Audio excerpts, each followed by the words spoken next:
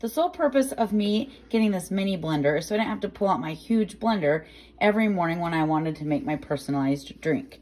The instructions say to add water to the container before adding any fruit or anything else. It also specifically says cut up any fruit prior to loading into your container. Then you put the blade on.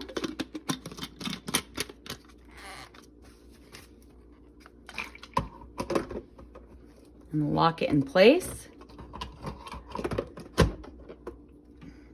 Also, the instructions say do not operate this unit more than 1 minute at a time.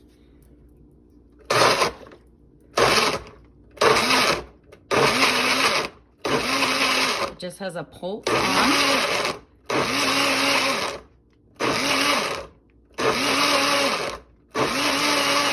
It does a pretty good job though.